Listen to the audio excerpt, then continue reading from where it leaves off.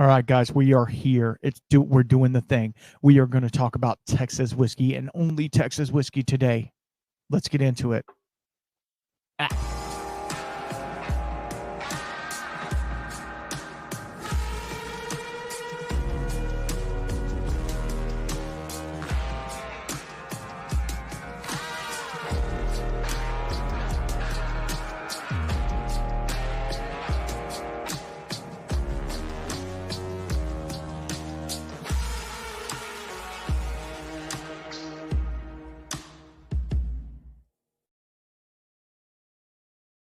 All right, guys, thank you for not clicking off. Retention is a thing, I guess. So I'm trying to do these hard openings so that we can get into it right away. Today is going to have a little bit of housekeeping. It's life, hey. But at the same time, we're going to get into it, and we're going to get into Texas whiskey. Yeah. Now, we've talked about Texas whiskey multiple times in the past. We've talked about different distilleries. We've actually interviewed so many distilleries from Texas, but different Texas whiskeys. We're going to get into why Texas whiskey, right? We're going to get into all that. So let's get started. Texas whiskey has been around for not that long. It's if you've been following me a minute, it's about 18 years maybe. And it started out with a battle between Balcones and Waco and Garrison Brothers in High, which I'm sipping on a little bit of Garrison Brothers Ladybird, if we don't mind.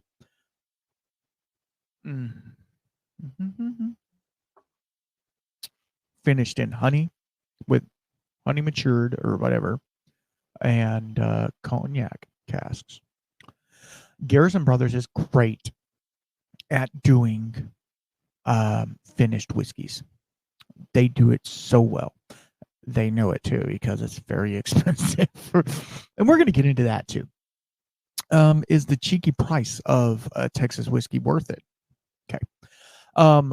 Let's talk about something that I did recently that was really super cool, and we're going to watch a clip of it or listen to if it I don't know if it'll come up as video or audio only, so if it's audio only, I apologize, but you at home, you don't care because it's all audio to you. But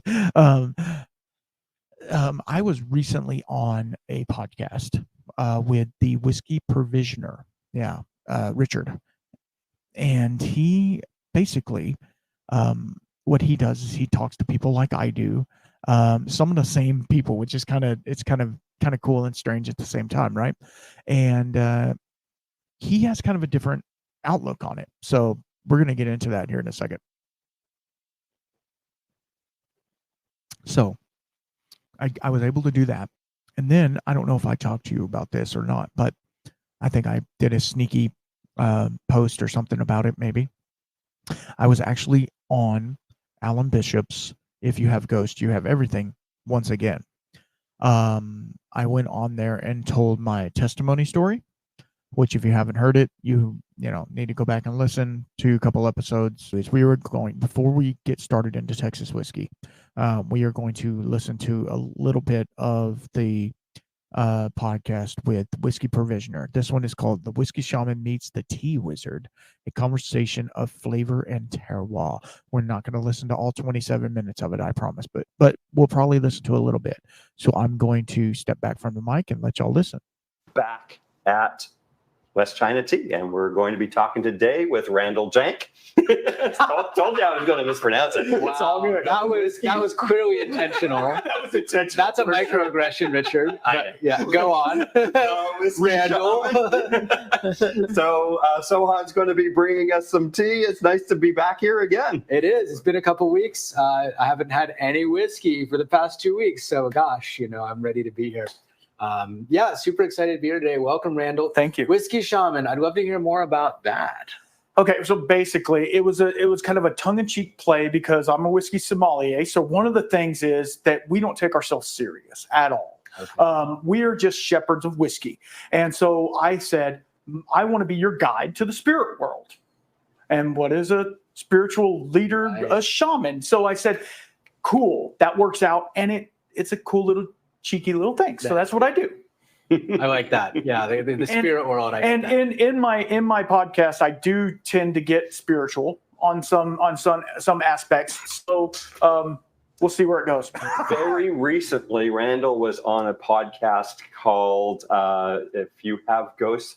You have everything. You have everything, and it's a whiskey maker, another spirit evangelist from the Spirits of French Lick in Indiana. And so they were talking a lot on their little podcast about the journey that Randall's been going through over the past year with some medical issues. But he's better now. Yep. And we're able to get out in public and have some conversations and drink some whiskey and tea. Absolutely. Let's do it. So since you're a whiskey shaman, then I assume that you've got a coaching program and we can go on a retreat like in Tulum with excursions. I have to sleep with your wife. Right.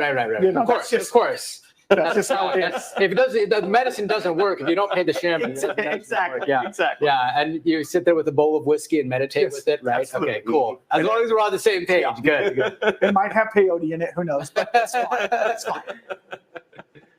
What kind of tea do you bring for us today? Well, I based on the cue, based on the prompt, I went ahead and I just brought the whole tube because I was like, we got a bunch of different stuff to try, so I want to have the agility to kind of mix it up a little bit.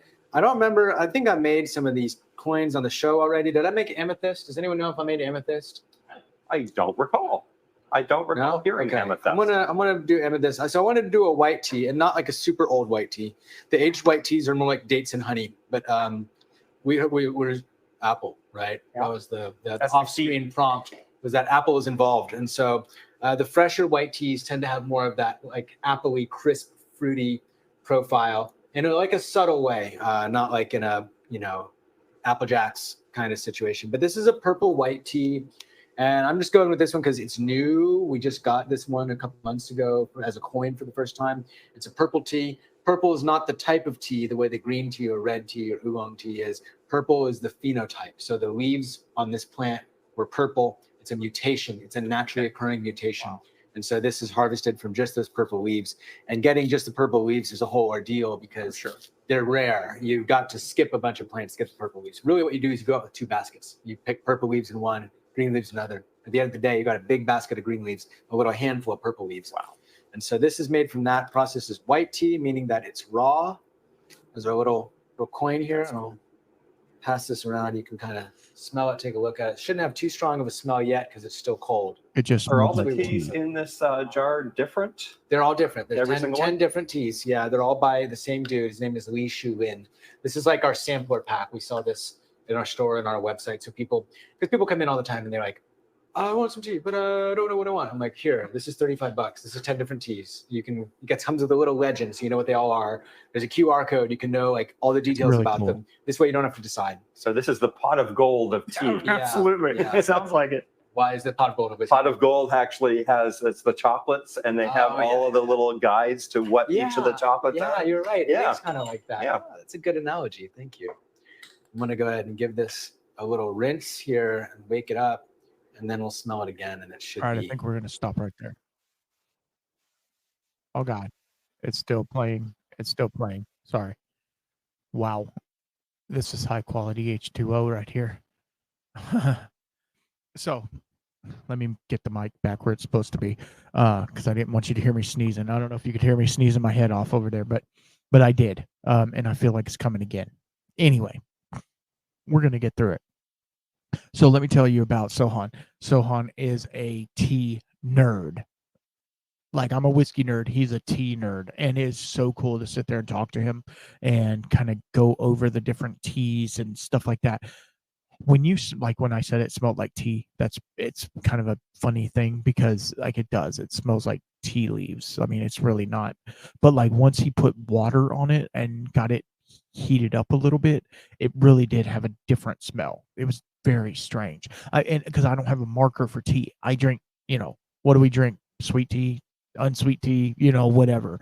I like to drink dandelion tea. Yeah, it's really good. Late at night, have one of those with a little bit of honey in it. A little bit of honey watching a show. It's really good for your throat. It helps you sleep. Anyway, it's good for recovery. Why are we talking about tea? Well, because tea and whiskey have kind of a similar path that they go down. So it's kind of cool. Okay, let me move the iPad that I don't use anymore. I use it, but like I don't really use it. So I still have challenge coins, guys. If y'all want a challenge coin, please let me know. WhiskeyShamanPodcast@gmail.com. I will be glad to hook you up if you are in the US. If you are in the UK, it needs to be worth my while because these things aren't worth the shipping. Okay? Just let me know. Just let me know. I've been handing them out to people. I need to make money on them because I spent a lot of money on them. A lot of money. I'm kind of okay. So we are going to talk about Texas whiskey, and there's one book out there that showcases Texas whiskey, and that is the book called Texas Whiskey. No, it really is, but it's from Nico Martini, and this is the Texas Whiskey Bible. That's all I'm going to say. This is a couple of years old. It needs to be revised, and maybe because there's some distilleries in here that unfortunately have been closed down, and there's a bunch of new ones that have popped up. So I think that's super cool.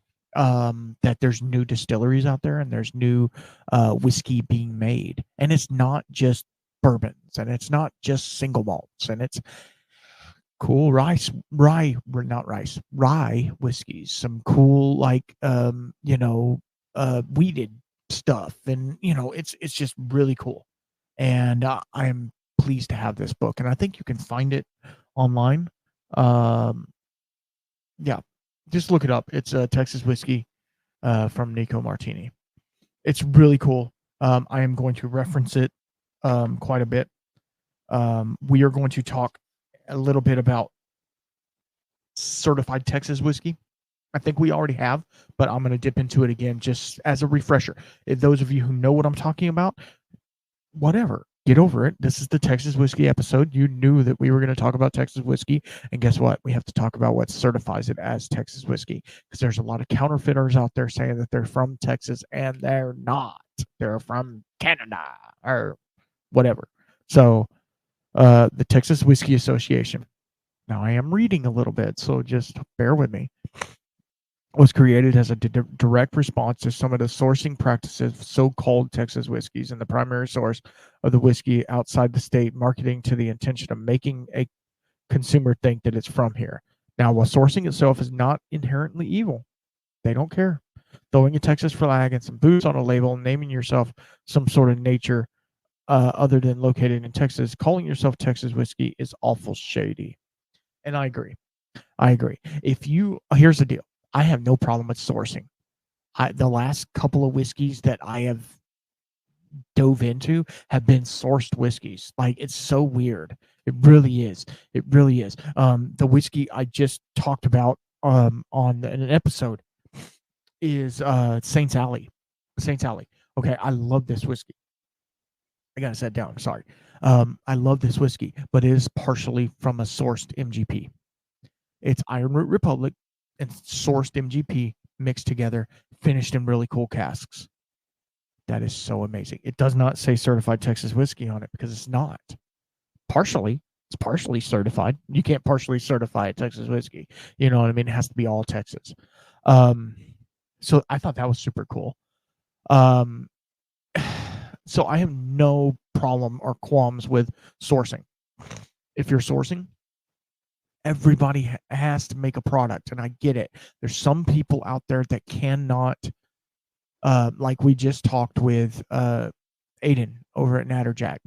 He's like, to make Irish whiskey, you have to have $8 million. Who can afford that? Even with a backing, people that want to support your brand and want to do all the things. $8 million, give or take, obviously, or even if it's 6, even if it's 10, it doesn't matter. Once you get into millions of dollars, oh my gosh, what are we doing here?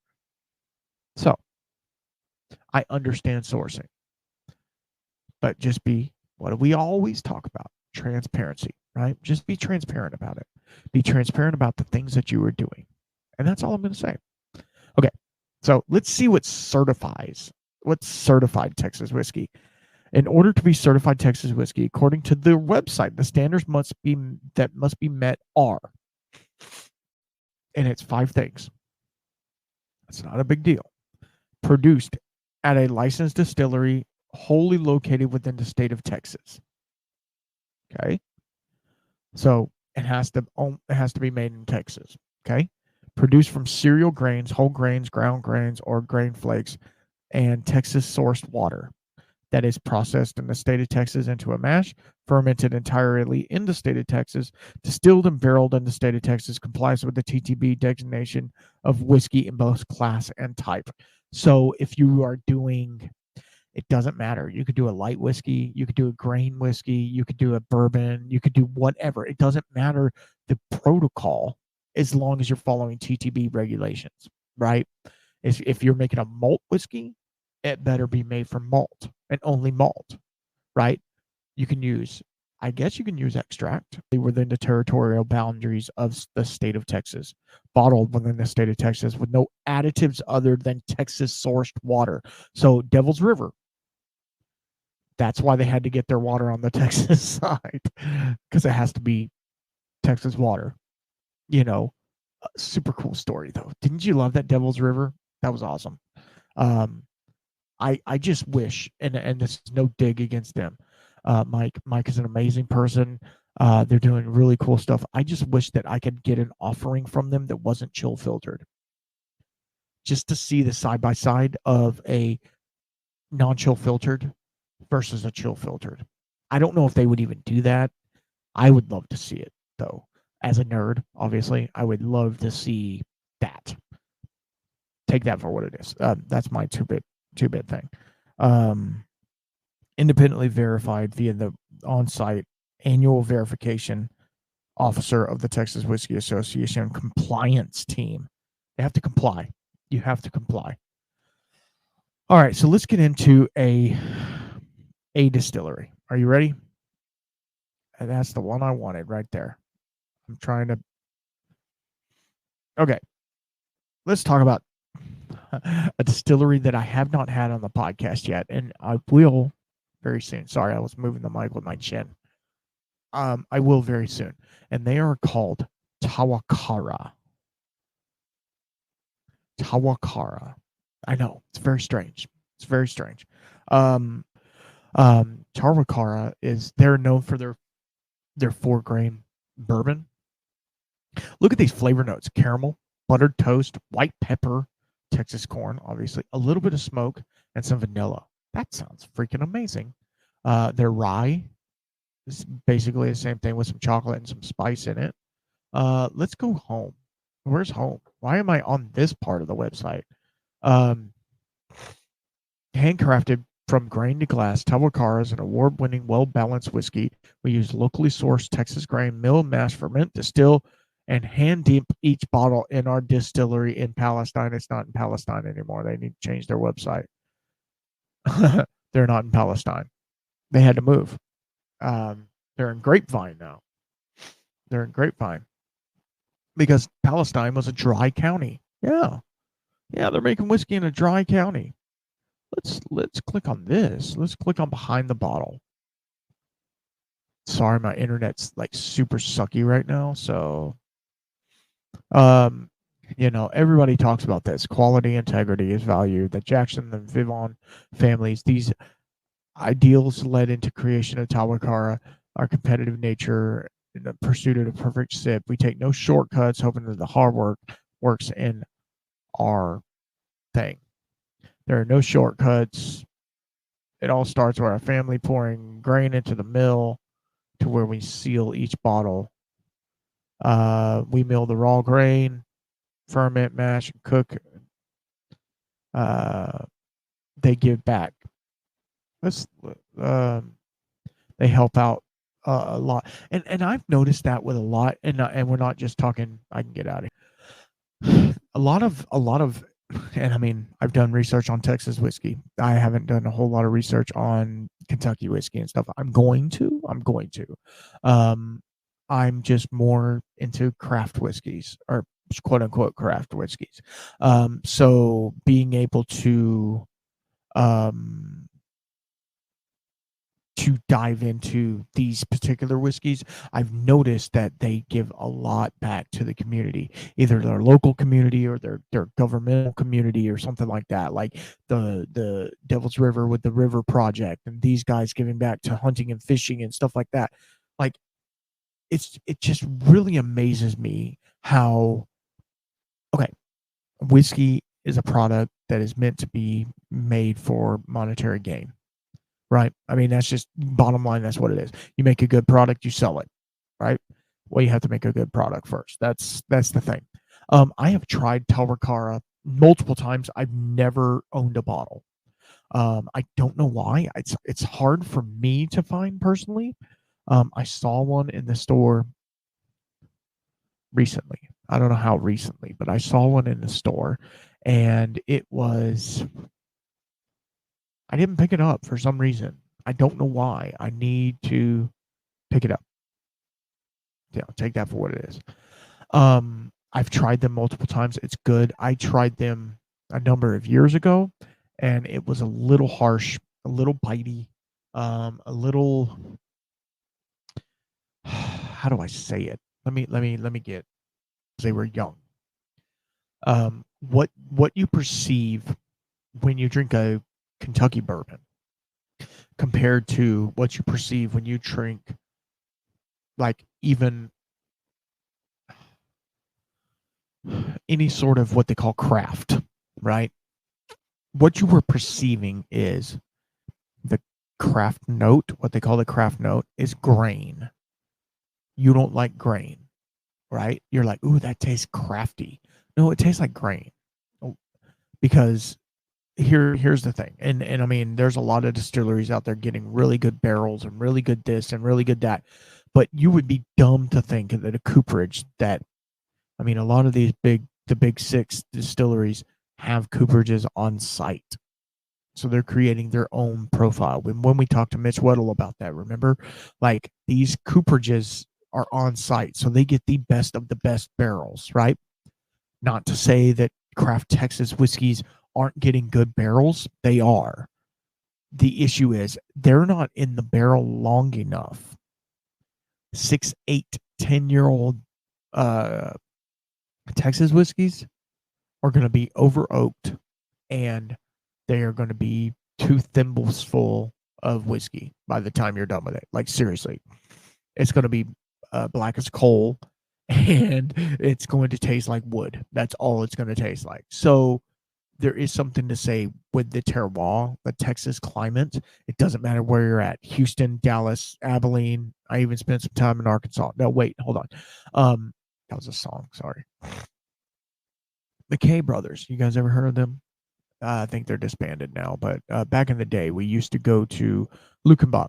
You know, we used to go to Lukenbach and listen to the McKay Brothers, and they were from Bandera, Texas. Yeah, and they sang some really good songs. They really did. You know, they let the liquor get a hold of them, unfortunately, and they disbanded and got in a fight, and all that stuff. Anyway, long story short, again, like I said in the whiskey and music episode, like, music is a part of my life. It's just one of those things. I'm sorry. So you're perceiving the craft grain note. So you're getting a lot of the grain. It's very grain forward. Whereas with the other Kentucky and Tennessee distilleries, Tennessee, they charcoal filter, so it's mellowed a little bit, but, like, not all. I know. Chattanooga, I know. I get it. Like, it's, if you don't like that, like, I get it even in Iron Root, even though they have a similarly different or somewhat different distillation and barreling practice. They do not Solero, but they do in barrel proofing. So, it does change the way that the whiskey reacts to the barrel. When you continue to top it up with water, it does change the way it interacts. It almost acts like it's second use oak sometimes. Therefore, the oak isn't as harsh. That's how I feel. I might be totally wrong about that, but I feel like that has some effect to it. Adding water back to the whiskey after it's evaporated because of angel share, that's really cool. That way you can keep the whiskey in the barrel longer, and it doesn't concentrate. I mean, it concentrates the flavors. That's the thing with especially Texas, even bourbon.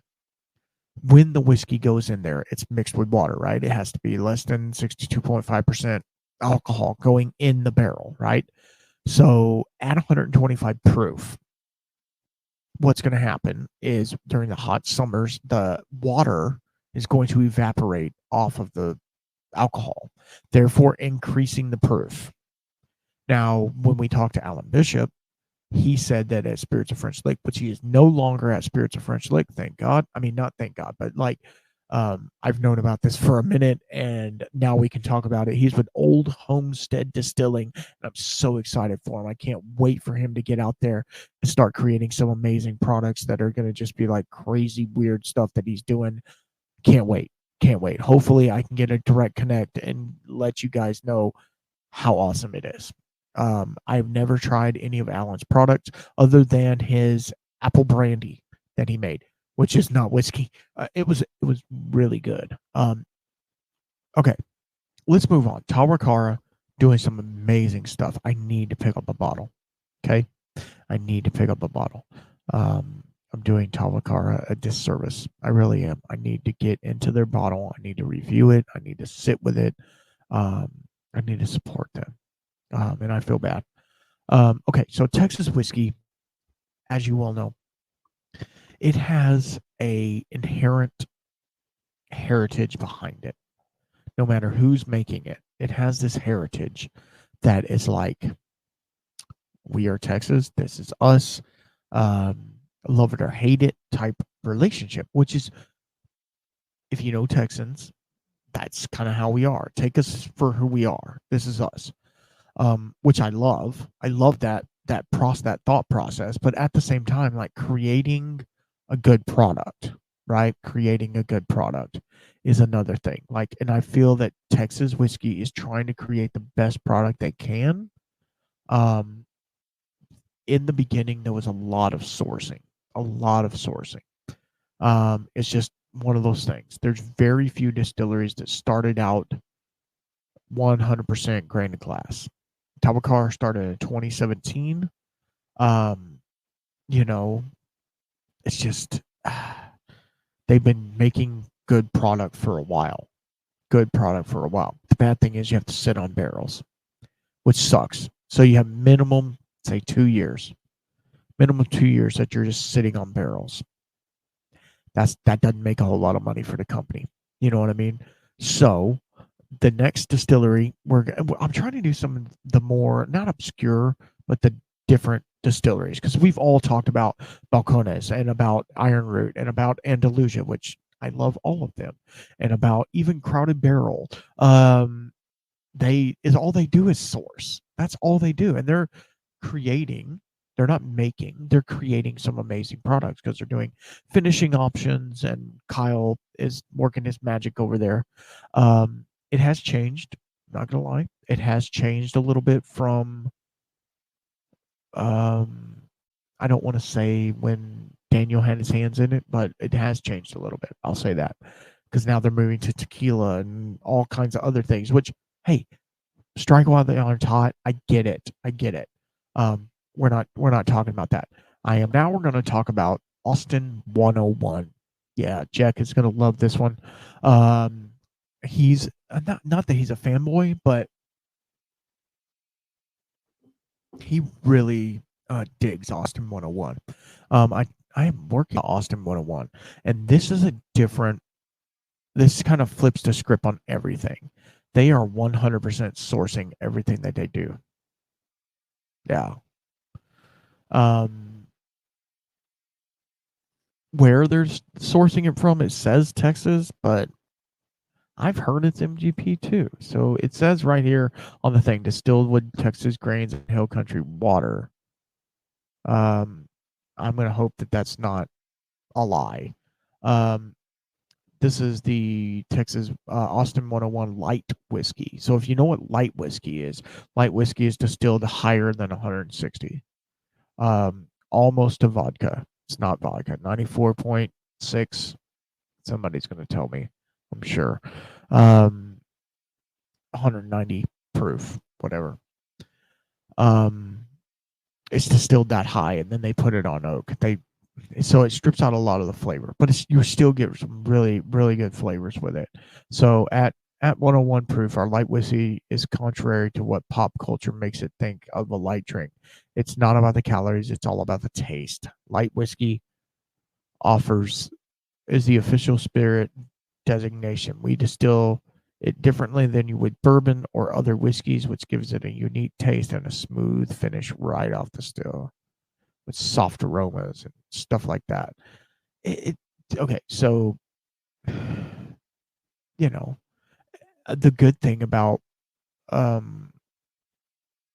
light whiskey is it's great in a cocktail. Get the recipe. Let's get the recipe. Let's do it. It's called the Austin Sweetheart. If you guys wanna do this, you're more than welcome. You need 2 ounces of Austin 101, 1 ounce of cranberry juice, 3/4 an ounce of fresh lime juice, 3/4 an ounce of Cointreau or any orange liqueur. Rub the rim of the cocktail glass in lime with a lime slice. Dip the rim into granulated sugar. Shake all the ingredients together with ice and strain into a cocktail glass. Garnish with the lime and fresh mint. Sounds refreshing. So where can you find Austin 101? It's looking. Oh gosh, it's all over Texas. Look at that. There's 21 plus liquors, 34 long wine and spirits. You can find it everywhere. Here's the deal. Austin 101 or Austin light whiskey or whatever it's called. They're not certified Texas whiskey. So take that for what it is. But they too are doing a thing. And they too are in Das Buch, right? So boom, hitting everything. They launched their company in the middle of a pandemic. So it's like Austin is sourcing their whiskeys from another Austin-based distillery. Austin-based distillery. Could it be still Austin? It's becoming more and more prevalent, blah, blah, blah. And that's literally it. That's literally all. There's a 1 page about them. There's 27 pages of balcones. Because I know for a fact that these guys are doing some cool stuff. Because I wasn't able. My buddy was able to pick up a single barrel pick of this. I'm not going to put it up on the screen or anything because it doesn't matter. It's Rio Brazos Distilling. Yeah. They are close to College Station, right? So take that for what it is. Rio Brazos is 100% Texas grain to glass whiskey. He didn't want to not get non-GMO corn. Kudos to you, brother. Like the fact that here's the deal. Rio Brazos, they're a newer distillery, but they're not playing around. Though so this one is their Texas bourbon. It's twice distilled with 100% grain to glass Texas corn, malted barley, and soft winter wheat. Double barreled, finished in a new American white oak barrel for 9 months, and then 9 months aged for an additional year in used bourbon barrels. So it's double oaked, but it's reverse double oaked. Does that make sense? It's double oaked in reverse. You got to pay extra for that most of the time. But so they put it in a new oak barrel, then they put it in a used oak barrel for longer than they did the new oak barrel because they know the Texas climate, right? They know it. So they know that they're going to get a lot of oak extraction.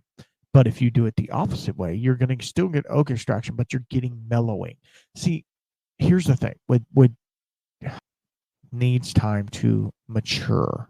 Okay, and we're not talking about cask mature. It needs times to settle. Okay, so what happens when you do a distillation? And we've talked about distillation multiple times in the past. But when you do a distillation, you aggravate all of the congeners in the distillate, all the phenols, all the, oh gosh. Anyway, we don't want, you don't even need the congeners, the things, the, deoxyribonucleic acid. It doesn't have DNA in it, but you know what I mean.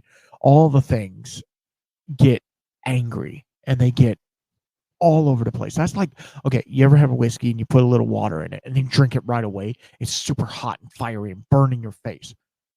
That's what happens on a huge scale when you distill it, right? Everything is so disjointed and out of place. And what it needs, the only thing that can stop it from doing that is time. Rapid aging. We talked to our buddy Tobias, right? Our buddy Tobias told us about nuclear reactor aging whiskey, which is great, right? I can't wait to try some. I'm trying to get some shipping from freaking Sweden. Oh my God. I'm going to get it, but shit. Because I want to try it and I want to send a sample to you. I want you to try it. You know what I mean? Because like, holy crap, you ain't never going to get that. You ain't going to get that in the U.S. Promise. Here we go. It needs time.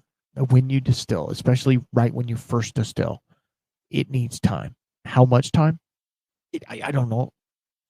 The whiskey will tell you how much time it needs. And that's why, okay, so like when we talked to Herman from Dad's Hat, he said that his rye whiskey was awesome straight off the still. You know why? Because it doesn't have so many grains in it that they're disjointed. It has rye. It has a little bit of malt, right? So it's cohesive a lot easier. You could put it in a vatting tank, let it sit for a week. You're probably good, right? With bourbons, especially, and I would say single malts do this as well. Right off the still, and even a week after, it's hot, it's fiery, it's disjointed. It tastes like grass. It tastes like, it's so grainy. It's so weird. It's almost fruity at some points. It can get cheesy. Who knows, right? It needs time. And so with Rio Bravos, I'm getting back to it. I told you I was going to get back to it. With Rio Brazos, sorry, not Bravos. I'm not Johnny Bravo. They put it in that second barrel for another year. It says twice distilled, 100% grain to glass, Texas corn, blah, blah, blah. Double barreled. First in new American white oak for 9 months. Then 9 months aged for another additional year and used. So is it a year and 9 months?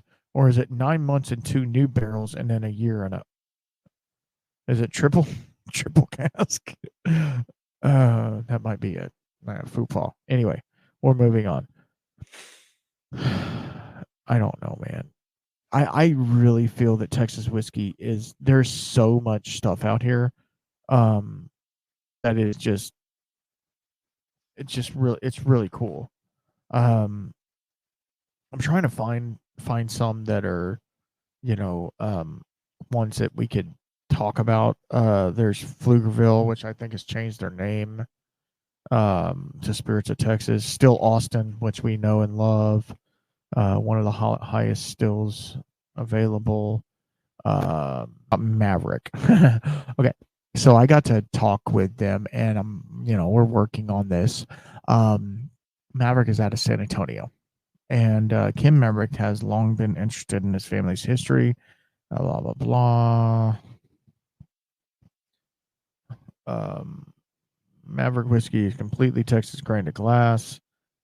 Their head distiller Rick Monroe, told me the city made us ventilate it for a good reason. Actually, at 50 degrees of ambient temperature, Our rick house just happened to be a concrete bunker that also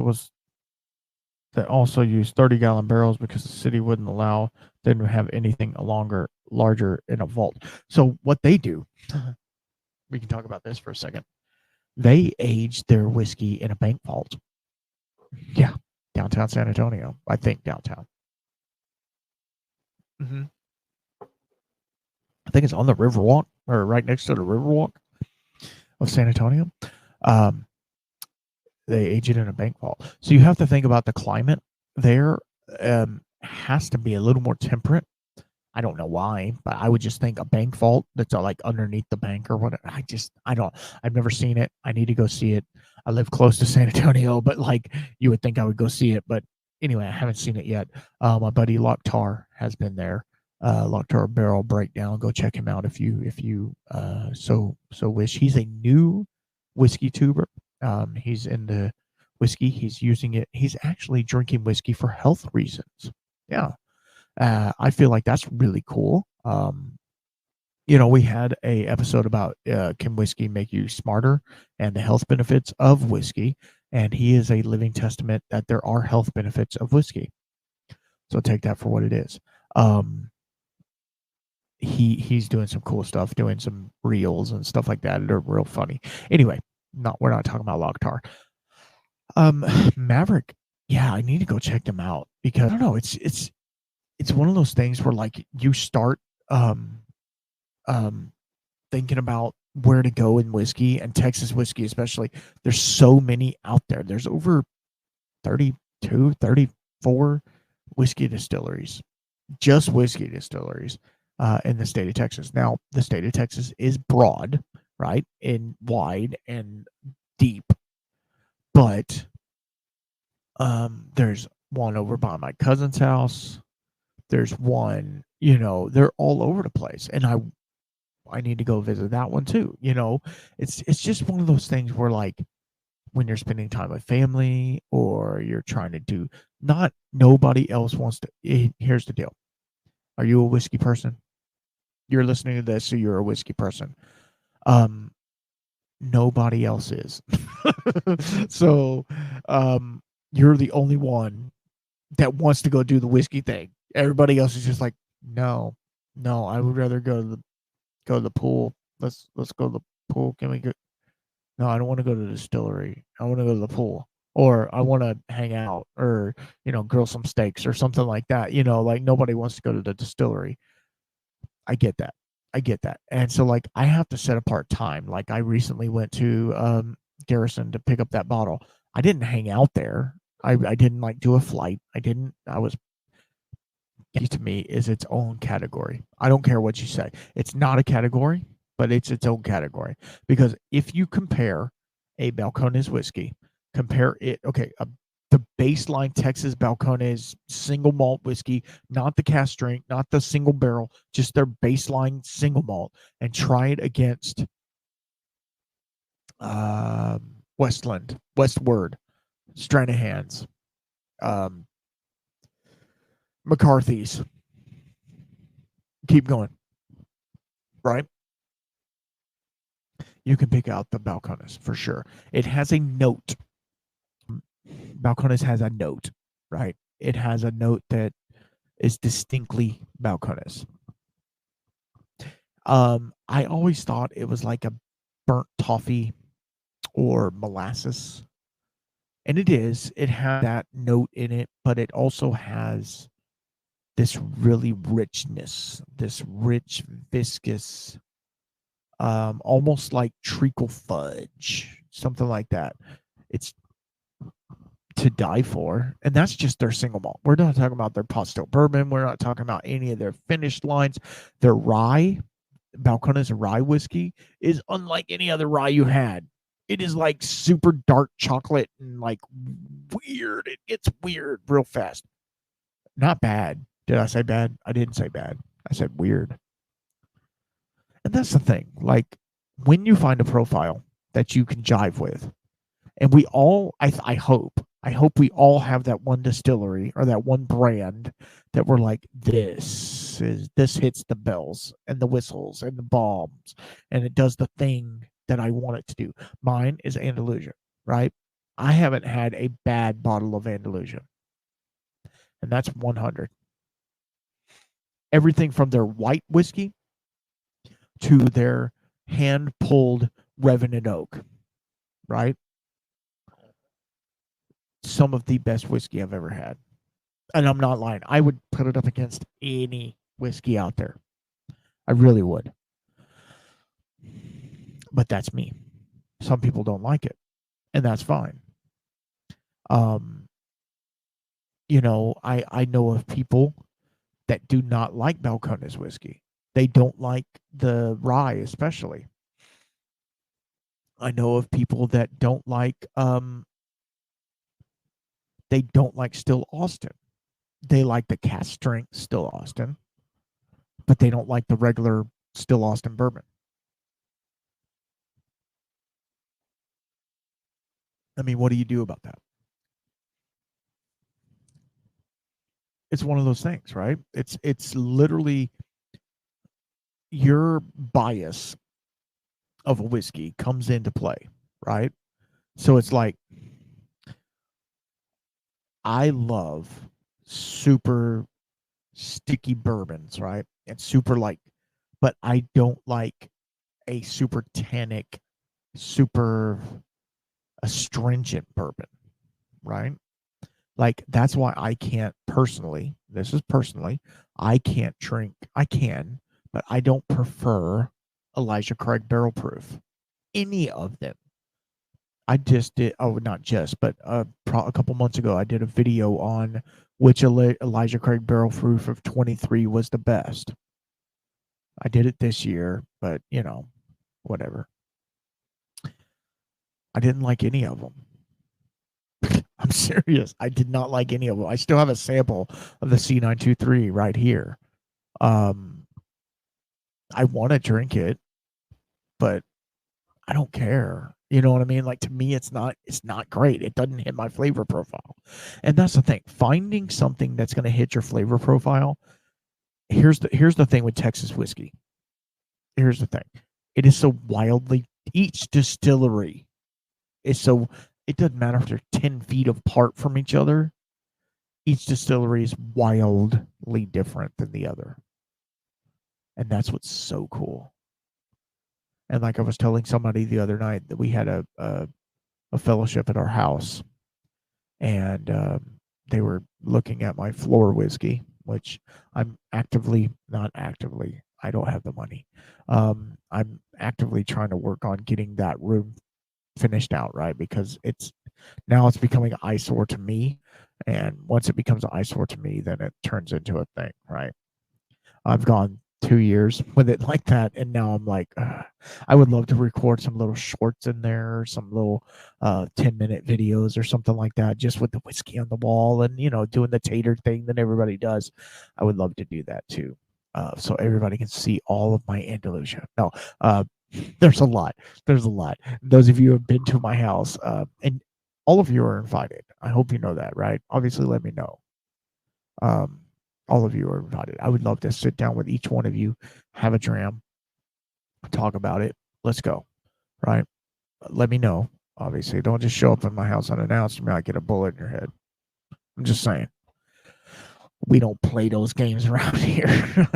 I do not promote violence. That is not my game. I don't promote any of that stuff. But I need to get that room finished because I want to showcase. But basically, what he was saying is, do you like this? Do you have any of this? And what are the things that were said? Do you have Pappy? Do you have Weller? Do you have this? And I'm like, no. I mean, I have some Weller. Don't get me wrong. I do have some Weller. Not all of them. I'm waiting on the single barrel. I cannot get the Weller single barrel. Anyway, anybody out there that has a Weller single barrel that they want to sell me, not at secondary pricing, I'd be more than happy to do a trade or something for it. Anyway, I say all that to say this: Texas whiskey is so different in its profile that you can have a love for iron root, right? And iron root tastes so much different than Tawakara, which tastes so much different than Malcones, which tastes so much different than uh, Devil's River. You see how I'm going down the I-35 corridor, right? Which tastes so much different than uh, Yellow Rose, which, in turn tastes so much different than Shire, which is right down the road from them. And why is that? Distillation practice, barrel size, and mash bill, and fermentation. Fermentation has a big, I think that a lot of distilleries, especially, they don't put, and I don't want to, I'm not going to name names or anything like that, but a lot of people, a lot of distilleries do not take time to have a solid fermentation. They want the fermentation to be over and done. Bam, flip it, let's go. So they're using like a Kveik yeast, or a yeast that will ferment in 3 to 4 days, instead of like when we talked to Herman on the Dad's Hat one. He lets the ferment go 10, 12, 14 days, whatever it takes to get to zero, right? You want it to get to zero, or as close to zero as you can, which means no sugar left in the mash. Like, letting it do its thing and not rushing it, and not and then after and this is personal preference. You do what you want. With your distillery, you can do whatever you want. But if you take the time to let the fermentation sit for a couple of days, I know you're losing time, money, energy, all the things. Let it sit for a couple of days and let it flocculate. I know that's a big word, guys. I know that's a big word, but it separates the solids and lets the yeast go down to the bottom, therefore giving you a cleaner product. Therefore, you don't have to cut as hard. And I think that's and I don't know this for a fact, I think that's what's happening with a lot of Texas distilleries, especially during the summer, which I totally get. When it's 120 degrees outside, you need to get that ferment in and out and not burn it and not scorch it. So you're putting some coolant in your fermentations and cooling them off and stuff like that.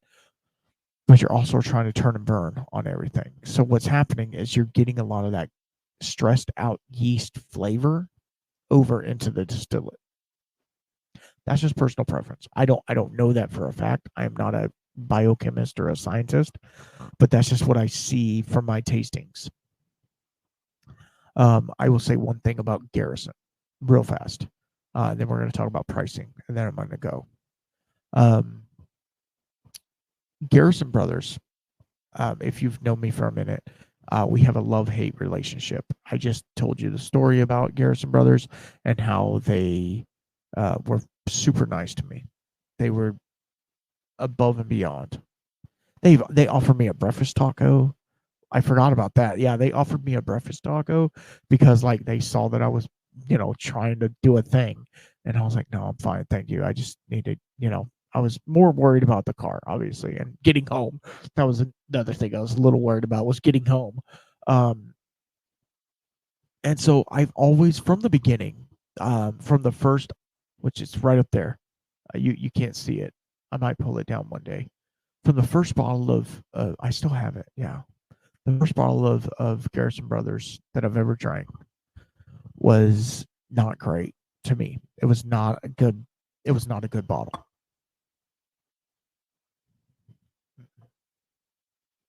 I'm sorry, it wasn't. I feel like it was rushed. They were using small barrels. It was over oaked. I put it in a Coke. Now, this was a number of years ago when I was drinking Coke, right? I put it in a Coke, and I could not put enough Coke in there to mask the flavor. I don't know what I think we cooked with it. Yeah, it was that bad. We cooked with it to make mushrooms for steaks. And even then, you could still taste it through there. Okay? Let's get past that. Today, right now, I will tell you And this is God's honest hand over my heart. Is that my heart? Where's my heart at? It doesn't matter. Hand over my port, right? Which is gone. The scar. I like Garrison. I said it. I like it. It's a different profile. It's a different way of thinking about bourbon. It's a weeded bourbon, but it tastes spicy as hell. Like, I don't know. It's like super spicy and super punchy, and it's like it's weird. It's weird. They're finished. Both of the finished bourbons that I've got, the Guadalupe and the Ladybird, both amazing. I would love to do. I'm going to do them side by side. I'm going to do this is going to happen soon. I'm going to do them side by side with their baseline whiskey, and see how it holds up. But Garrison is really standing out to me now. Some of the other big distilleries. This might be a good segue to our next topic. Let me get some water.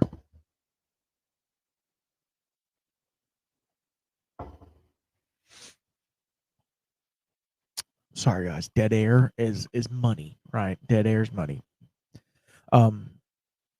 Here's some other distilleries that I see are going to go big if they aren't already. Okay. Obviously, my boys over in Andalusia, they're doing some amazing things. If you don't have a bottle of Striker in your house right now to make an old fashioned, and Psych Man, he can attest to this, right? That Striker old fashioned, whoa. Put a little honey syrup on it. Make an old fashioned. Get some honey instead of simple syrup. Oh my gosh.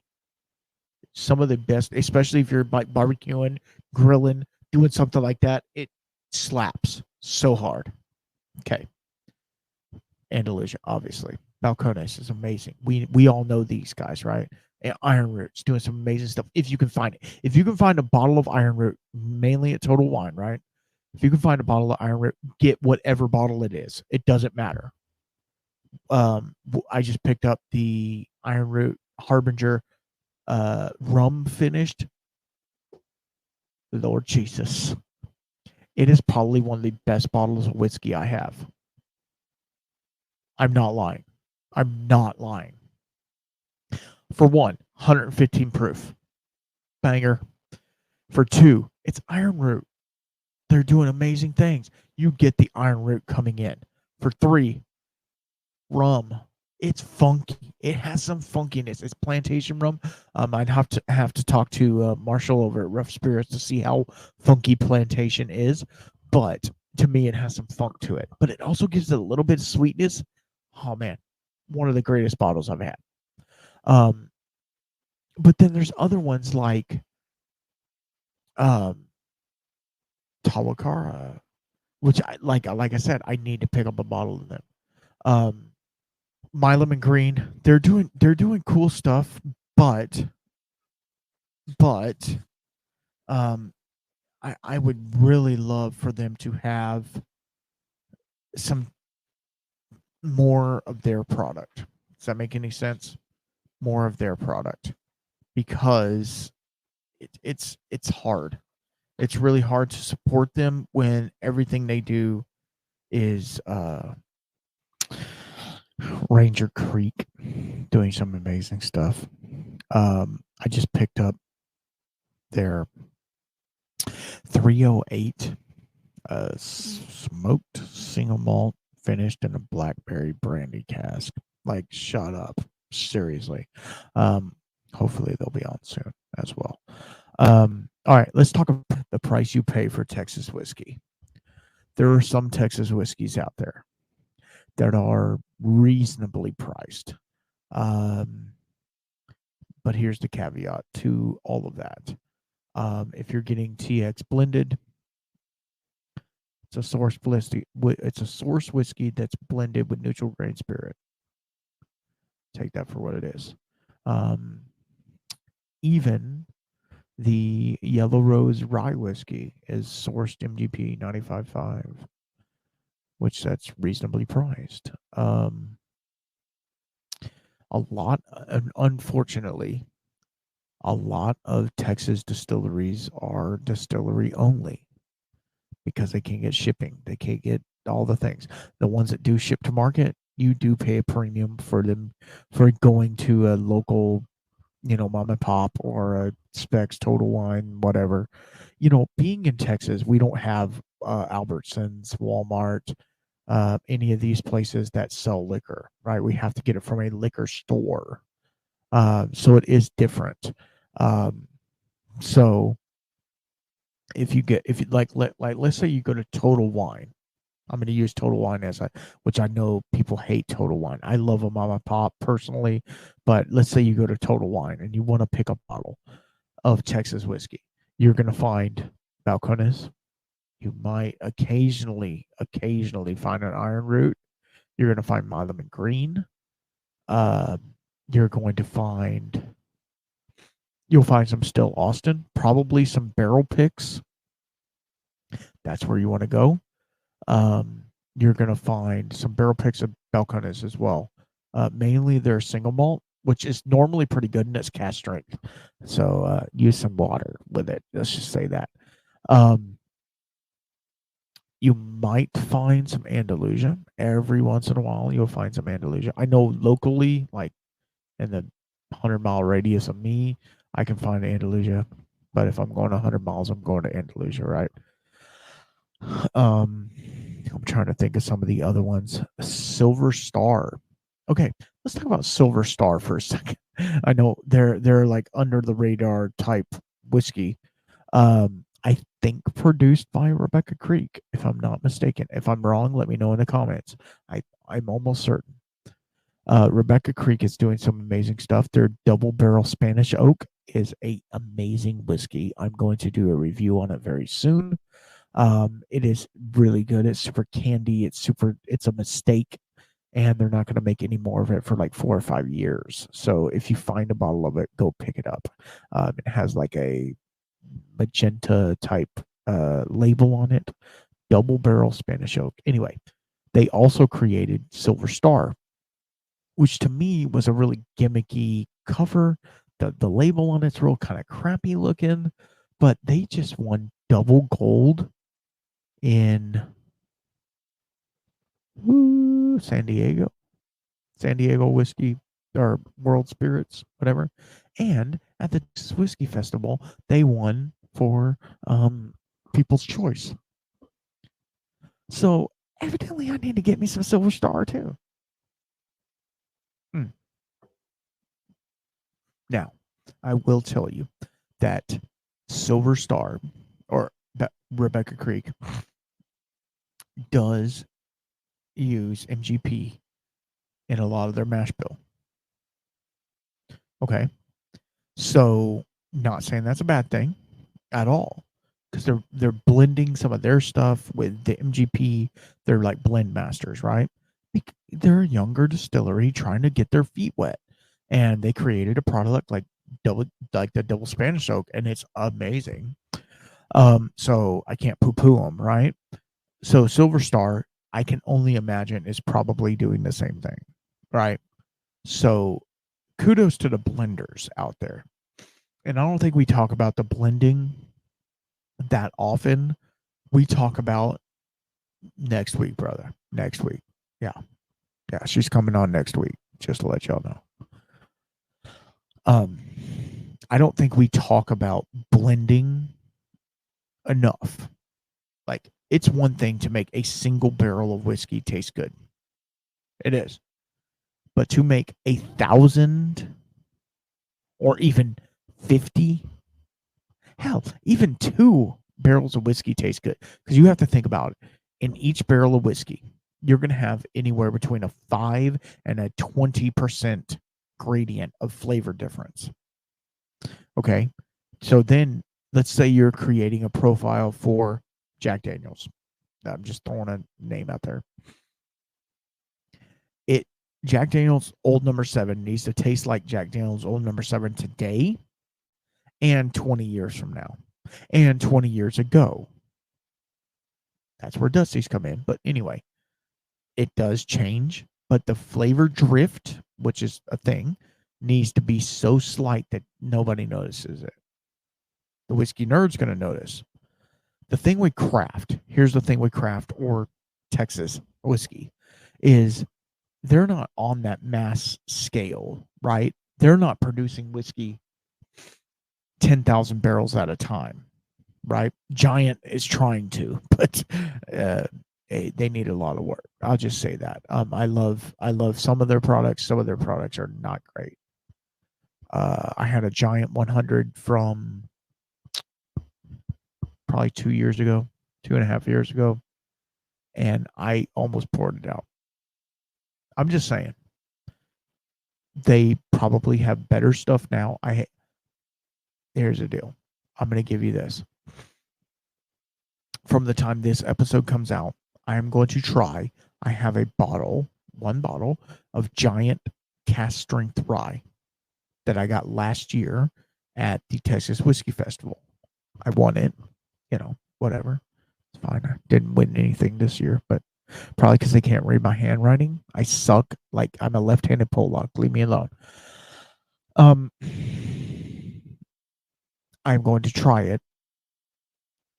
I might do a short video at the end of this just to tell you. I might not. Who knows? If I do, I do. If I don't, sorry. Okay, let's get into pricing, right? We've talked about pricing for a minute. Garrison Brothers. Let's talk about them. Yes, I'm still nursing this one. Garrison Brothers is the pinnacle of pricing.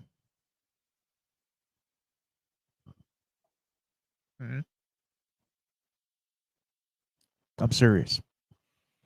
Their baseline whiskey is $85 to $90. I'll stop right there. Full stop.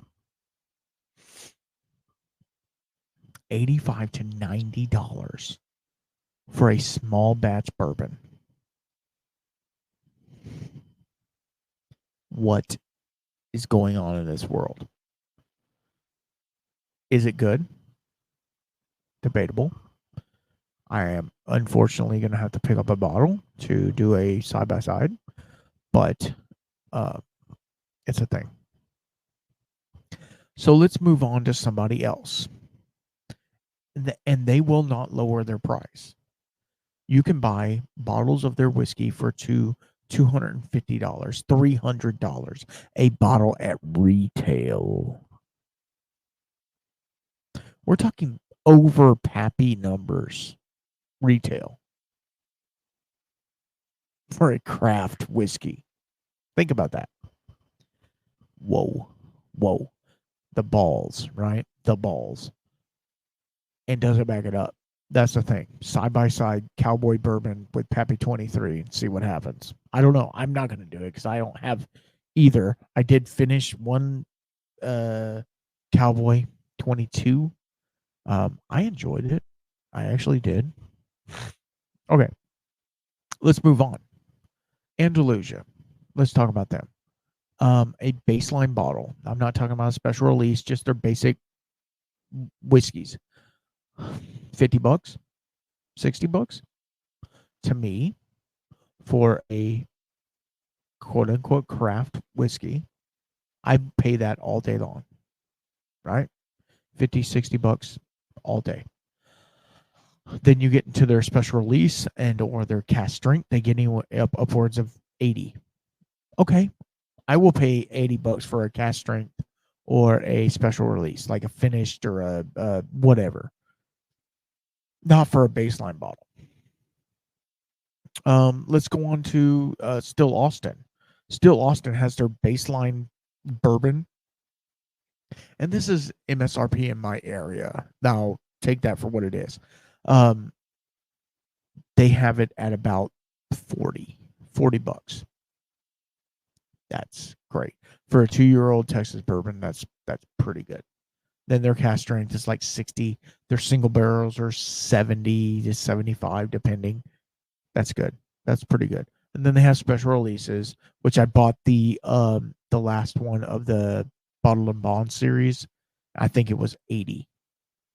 A little pricey for a 4-year-old bourbon, right? A little pricey, but you get what you get. Iron Root, $60. Okay, not bad. But normally the Iron Roots that I've seen, they don't have the XC. I haven't seen the XC, which is the lower proof version of their Harbinger. I haven't seen it. I only see the 115, the 115 proof version, and it's, so for that you're paying for proof as well. 65, 70, and then the finishes, sometimes they're a little bit more, but not much. They might be 68 or something like that. So, but then you get into like Milam and Green or something like that, which they're running anywhere between $40 to $90. Like a single barrel is like 68 to 72, depending. And then they have some like that triple cast finish or whatever. They run a little higher, obviously. So, is it worth the extra price? Because here's the deal. Let's talk about this for a second. Is it better? And this is subjective, obviously. Is it better than an Evan Williams bottled and bond, a 4-year-old bourbon from Kentucky that costs $15, or an old granddad 114, right? 114 proof, $22. Is it better than that? I don't know. I need to do it. Okay. Another thing I need to do, which editing me is going to be pissed off at myself. Another thing I need to do, and it won't be on this at the back end of this or not, but I need to do the OGD 114 versus something of maybe the Iron Root 115, right? Do a side by side of those and see which one I like better. A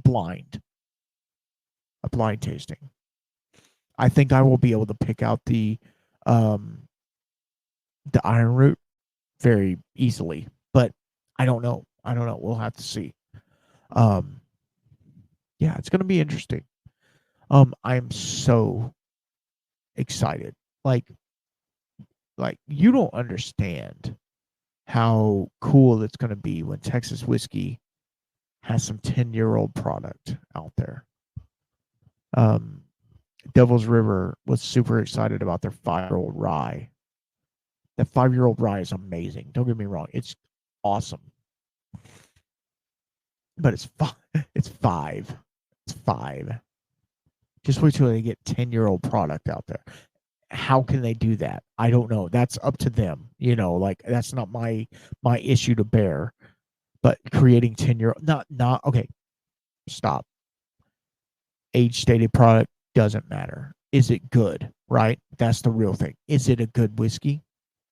Let's see. The 5-year-old rye was really, really great. I've tried their other rye and it was good. This one better. Okay, so age on that does mean something. Andalusia, their normal stock now is over 3 years old, pushing 4, possibly 5. That's what I want to see. Their stock going from this 18-month to 2-year stock into 4-year-old stock, that you're pulling from these older barrels that have all this time in that oak to mellow, but also amp up all those vanillas and sugars and stuff like that. That's what I want to see. I want to see Texas whiskey evolve into so the episode I did about the Texas Whiskey Festival is Texas whiskey coming into its own. It is. I'm reiterating that it is, but it's going to take people being diligent about it and not letting it get over oaked, not letting it turn into a tannic conglomerate of spice, giving it nuance, giving it flavor, different aging techniques that they're doing. There's some, and I don't remember the distillery right offhand. I'm trying to think, that has a climate controlled warehouse that they warehouse their barrels in. That's smart and weird because it can create humidity. Humidity creates mold on the outside of the barrels, not on the inside, because you got 60% alcohol in there. You're not going to get mold on the inside of the barrels, but it does create a very humid climate, which could interact with the alcohol and proof it down. The water could saturate the wood and proof down the whiskey from the outside in. I don't know that for a fact, but it could do that. Yeah, I don't know. I don't know how I feel about that. But I say all that to say this. This is the Texas whiskey episode, right? This is the episode. We'll talk about Texas whiskey time and time again. And if there's a specific distillery that you want me to deep dive on, let me know. Let me know in the comments. Let me know in all the things. Give me a 5-star review. I need 5-star reviews, please. Here's the deal. You give me a 5-star review, you can talk as much crap about me as you want. And so I need y'all to share these and to get this out there because they need to hear about this. They need to hear about this whiskey. I promise you. I just put Natterjack in my list of the top 7 unique whiskeys that you need to have in your bar. And Dad's Hat, actually. And JT Mellick, actually. Yeah. To come on and tell their story, right?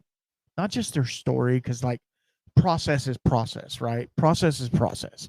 You get to the point where you're like, I made a whiskey. Now I'm sitting on it. Now I made another whiskey. Now I'm sitting on it.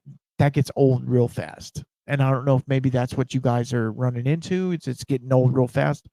But the story, here's the story behind why are you making this whiskey? What's the point? What's the point of making the same thing that guy's making, right? What's the point? Because you're doing it different. You're doing it the way you want to do it. And that's what this podcast is all about. And about me. Thank you to the sponsors, Bad Motivator Barrels. You know what you're doing. You guys are doing some amazing stuff. And Z Smith Whiskey and Mixology. See how I get the mic real close when I talk about that. Z Smith Whiskey and Mixology. Thank you, brother. And if you have any questions, comments, concern, please let me know. 5-star reviews, please. I need as many as I can get right now. And until next time, I love you guys. Be safe, be responsible, be respectful. And until next time, keep your spirits up.